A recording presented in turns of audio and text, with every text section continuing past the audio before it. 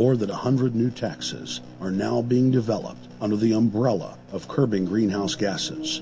The new taxes will be paid directly to the private bank consortium. At the producer level, taxes will be paid on farm animals' flatulence. At the consumer level, there will be carbon taxes on all forms of meat, beef, poultry, pork, and fish.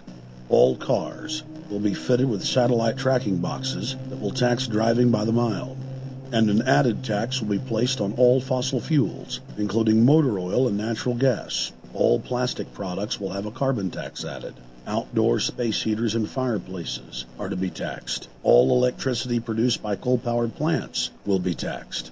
Under the cap-and-trade system, citizens will be forced to pay taxes on thousands of products to private cap-and-trade services owned by Al Gore and other elitists. There will be taxes on light bulbs, water, trash pickup, air travel, train travel, bus, ship, medicine, steel production, mining, clothing, laundry, asphalt are just a few of the new taxes to be levied.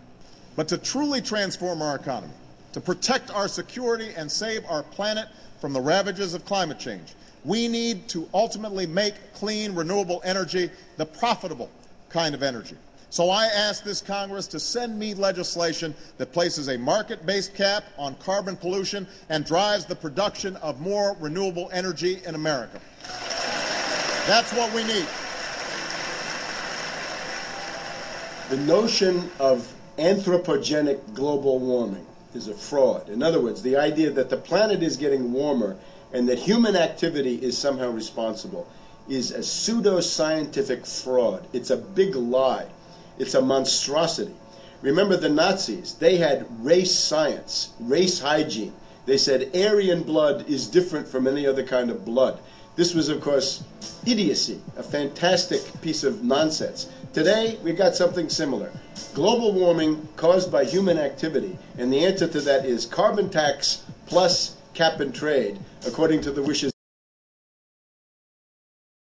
of Al Gore, Prince Charles, and basically the entire world banking community, the world oligarchy.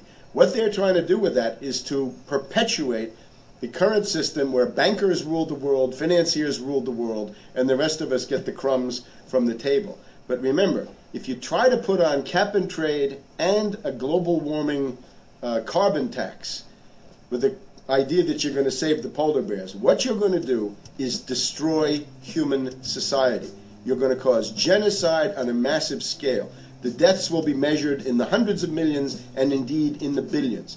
Just the idea of global warming means that there'll be no development for Africa, no development for the poorer parts of Southeast Asia, and no world economic recovery of any kind ever in our entire lifetime. So it's important to expose and fight the pseudo-scientific fraud of global warming. One more point about this. You don't need a climatologist to know that this stuff is a fraud. I'm a historian. I can tell you, in the last 1,000 years, we had a period of very warm temperatures called the medieval warm period, where all kinds of grapes and semi-tropical stuff was growing very far into the northern hemisphere. That was about 1100, 1200. It happened to correspond with an all-time maximum of sunspots. Right now, we can say that we're going into another maximum period where there'll be some warming, but we're well within the limits of the medieval warm period.